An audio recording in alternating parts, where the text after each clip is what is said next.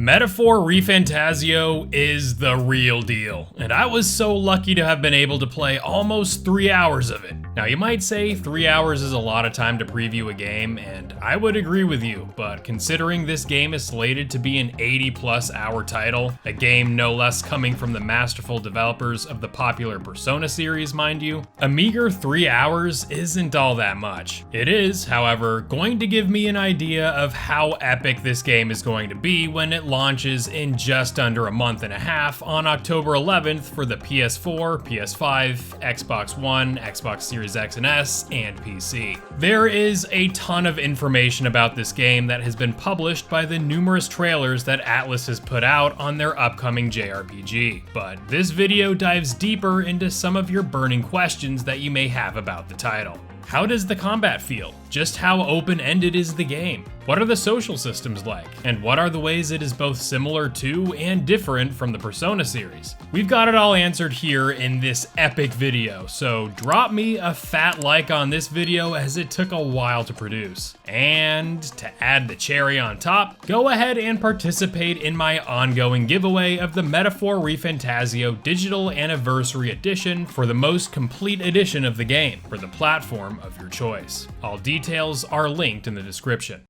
A JRPG set to the backdrop of a heavily stylized medieval fantasy setting, a combat system that marries real-time mechanics with methodical turn-based combat, a sprawling world map with an equally expansive roster of characters, and more things to do and customize than most modern games would try to tackle, the latest game behind the talented minds of the developers who made the past several Persona games is perhaps their biggest game yet in Metaphor ReFantazio. Having played a meager 3 hours of the game's opening moments, I was able to get a solid grasp of just how grand this upcoming JRPG is going to be, from the game's combat systems, world navigation and dungeon design, character progression, and more. Now, I know that Atlus has been showing tons of footage regarding the story, but don't worry here, I will not be spoiling anything pertaining to key story elements, as I believe that is something you all should experience for yourself. But if you'd like to learn more about the story, I'd recommend checking out these videos Atlus has put out, linked in the description. But finish this video before moving on to those, because we are really getting into the heart and soul of what makes this game so special. And trust me, if my 3 hours of the game were anything to go by, this game is mighty special, and one that JRPG fans, especially fans of the Persona series, are really going to enjoy.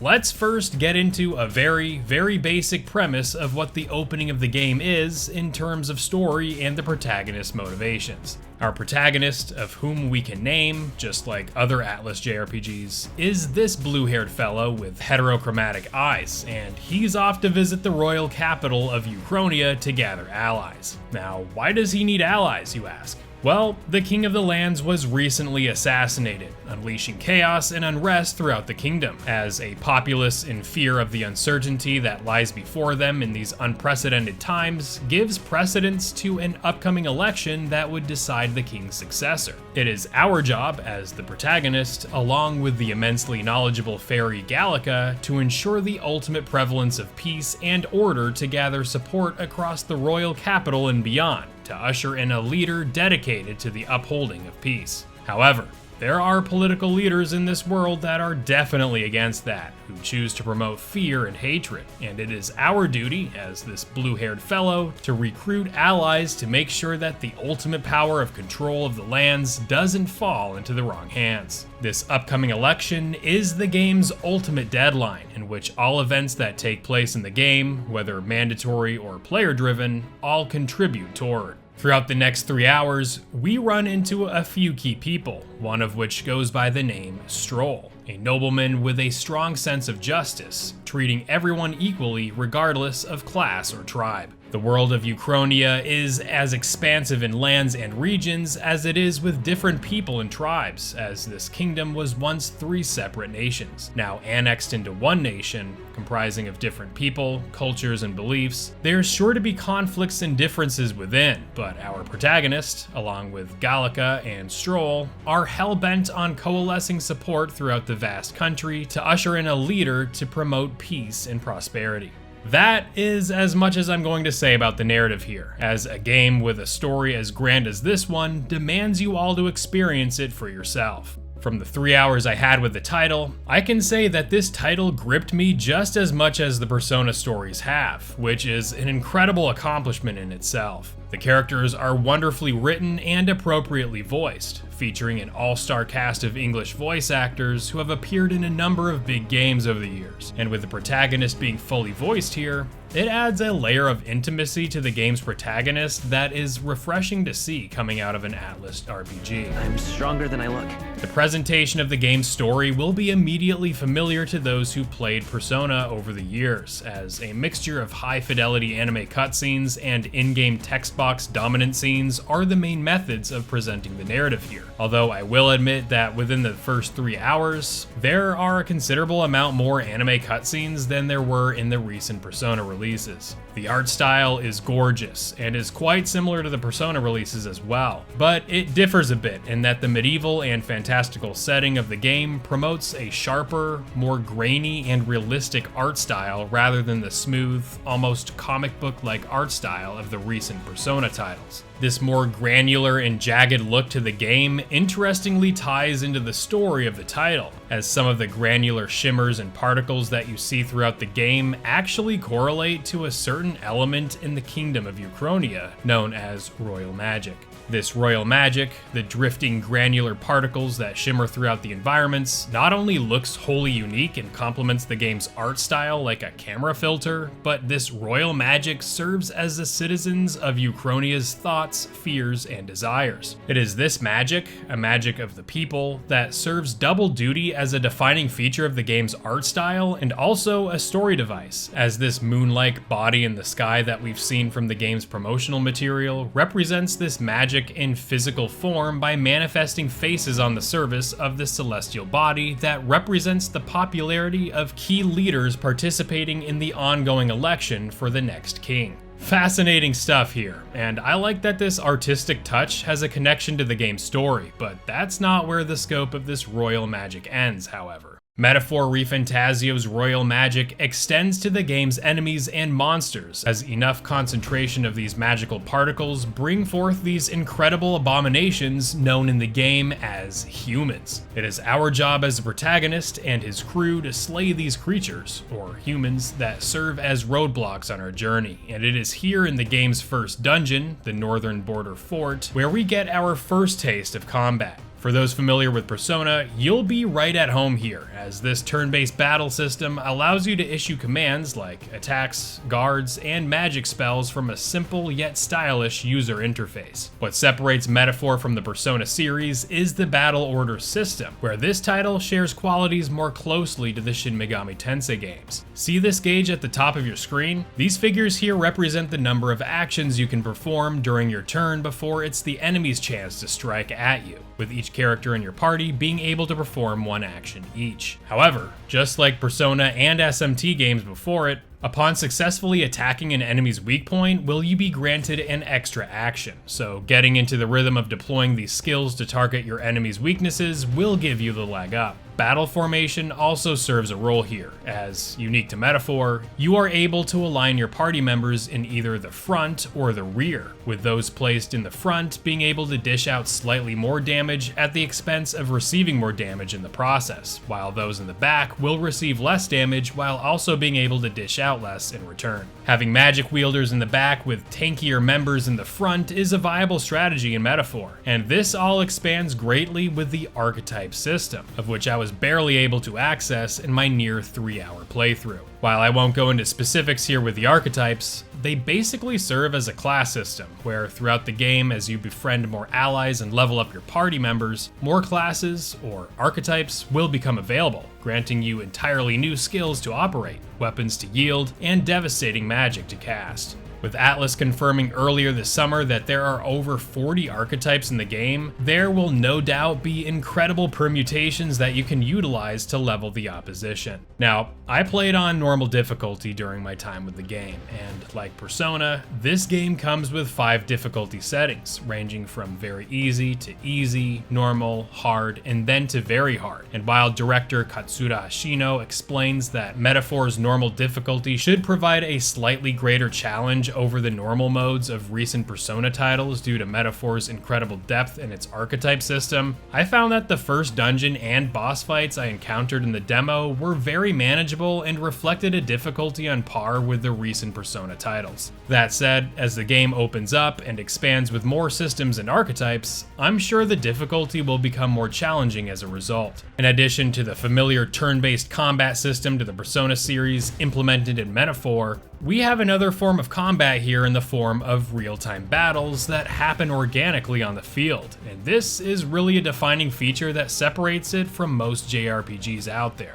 While exploring dungeons and the game's environments, you're gonna come across enemies here that want to battle you, and on the field, you'll be able to examine your foes using Gallica's support ability that indicates each enemy's level and danger. Danger levels are highlighted by 3 different colors, with blue indicating enemies that are weaker to you, yellow indicating enemies that are at or around your level, and red indicating enemies that are at a higher level than you, posing more of a threat. While roaming the field, enemies are initially engaged by attacking them, just like the Persona games, but here in Metaphor, you don't just go into the turn-based battles directly. No. Instead, you can keep slashing and hacking away at an enemy to not only deal damage to their health, but also deplete an enemy's stun gauge, and once this gauge is depleted, you can enter into the turn-based battle at an advantage with a complete turn ready to welcome you after the transition. It's an awesome way to enter into fights here and really helps when tackling yellow and, more so, the red-coated enemies, as an advantage over your foes is a good one to have. Attacking enemies from the rear instantly depletes the stun gauge as well. As far as the blue-coated enemies, well,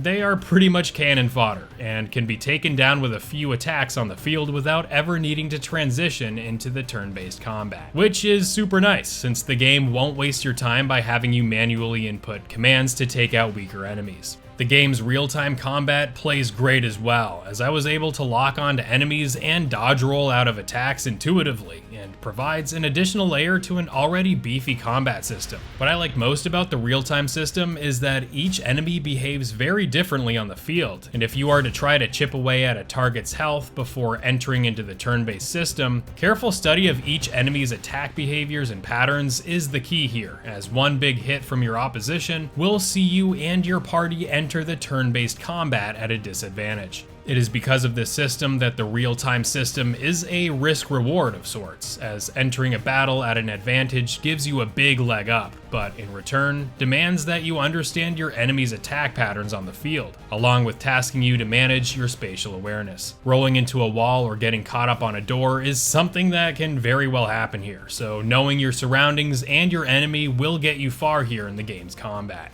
What I also really liked about the combat is the rewarding nature of it, as if you complete a combat while unscathed, you perform an unscathed triumph, yielding slightly more EXP and currency for your efforts. Briefly rounding back to the archetypes for a moment, these archetypes, like personas from the Persona series, level up independently, giving you additional stats on top of the current level and abilities that archetype's character already has. These archetypes can also be changed on the fly, adding to a good deal of impromptu customization to help build your team to fit your current situation. Back to the character progression, upon leveling up, the player can allocate an additional stat boost to one stat, similar to SMT. This game's combat really does feel like a celebration of both the SMT and Persona battle systems, in addition to implementing uncommon systems in turn-based JRPGs like being able to engage on the field in real-time combat. If any of this sounds good to you, just know that it is good and plays incredibly well. And speaking of the great design of Metaphor's combat,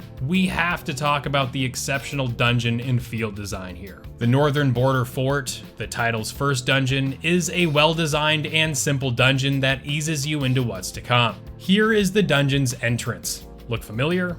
Yeah, its similarities to Persona are uncanny. Anyway, in a deviation from Persona, this dungeon offers plenty of branching paths that lead to optional enemy encounters and loot to collect, a clear difference from especially Persona 5's hyper-linear palace design. Here in Metaphor, you have much more breathing room to roam around in each environment, even though these earlier dungeons are quite linear. Even so, during my play session, I delightfully had a few moments of not knowing where the path to the objective was, even with the game's helpful minimap being there in the corner of the screen. Even though Metaphor is linear in its dungeon design, it is nice to have an abundance of optional rooms and corridors, just like the cellar here containing prison cells in the game's first dungeon, just off the main path. Even in the game's opening moments, where I was tasked with running on foot to the royal city through a desert wasteland, avoiding enemies from my severely underleveled level 1 self, the sheer vastness of this area completely caught me off guard.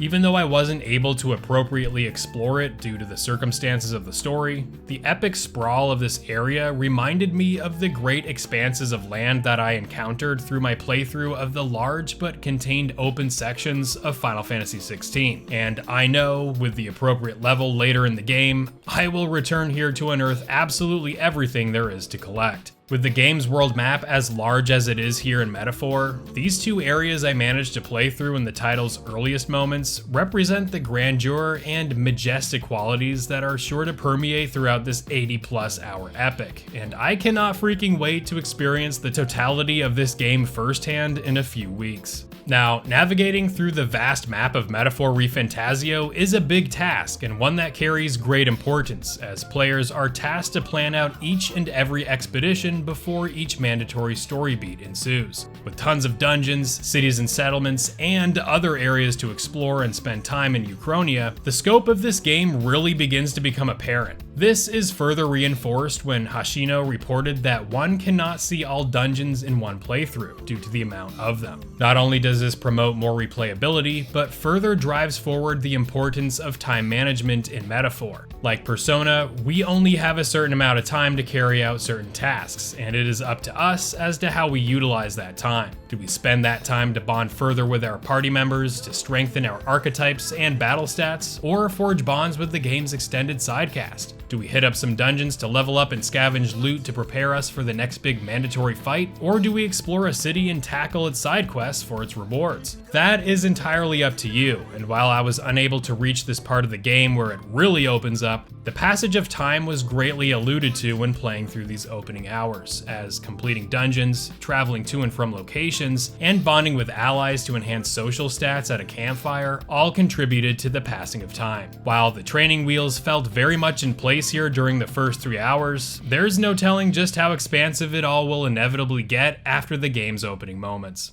My time with Metaphor ReFantazio was incredible and had me wanting more and more of it. The opening 3 hours were some of the most fun I've had with a JRPG in a while, and felt so comforting seeing the Persona and SMT DNA all over the title, yet had me equally compelled to explore the many new components introduced to this unique game. If there is one thing to know going into the game's launch, just know this is a proper new title from Atlus that should demand your attention should you be into the Persona series or JRPGs in general. This is the perfect game to hold us over until Persona 6, hopefully, fingers crossed, releases in the next few years. So let me know in the comments if you're looking forward to this behemoth of a game and what you are most excited about. Also, feel free to ask me questions regarding my time with the game and participate in my giveaway of the title for your chance of playing the complete edition of the game paid for by yours truly. Check this video out for a thorough comparison of Metaphor between the Persona games, and that's all I got for you. I'll be seeing you real soon in the next one.